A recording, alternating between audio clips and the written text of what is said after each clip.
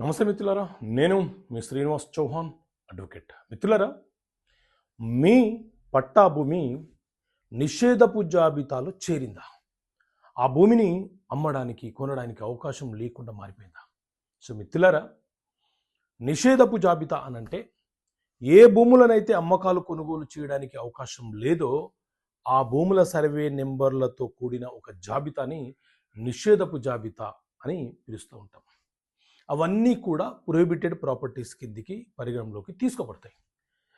So మన పట్టా భూమి మనకు తరతరాలుగా వస్తున్న భూమి కావచ్చు, లేకపోతే మనం మూడో వ్యక్తి నుంచి కొనుగోలు చేసిన ఒక పట్టా భూమి కావచ్చు. ఆ భూమి యొక్క సర్వే నెంబరు నిషేధపు జాబితాలో చేరితే ముందుగా మనం చేయాల్సింది ఏంటి అని అంటే, మన జిల్లా కలెక్టర్ గారికి ఒక దరఖాస్తు చేసుకోవాలి. ఎందుకంటే నిషేధపు జాబితాలోని అంశాలను సవరణ చేసే అధికారము, ఉత్తర్వులు జారీ చేసే అధికారము కలెక్టర్ గారికే ఉంటుంది మొదట. సో మొదట మనము కలెక్టర్ గారికి ఒక దరఖాస్తు పెట్టుకోవాలి.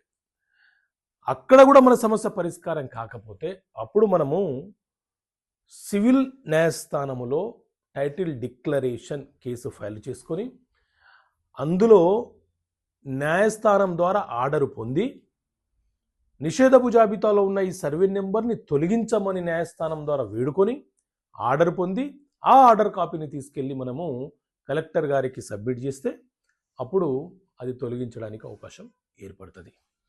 కాబట్టి నిషేధపు జాబితాలో నా పట్టభూమి చేరిపోయింది కదా, ఇప్పుడు ఏంటి, నేను అమ్ముకోలేనా అని దిగులు పడాల్సిన అవసరం లేదు. సో కొన్ని రెవెన్యూ మిస్టేక్స్ వల్ల ఇలాంటివి ఎన్నో అవకతవకలు జరిగాయి.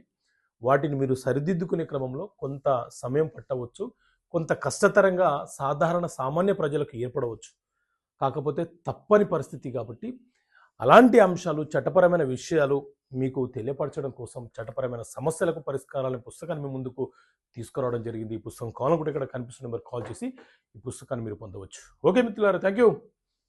జై హింద్.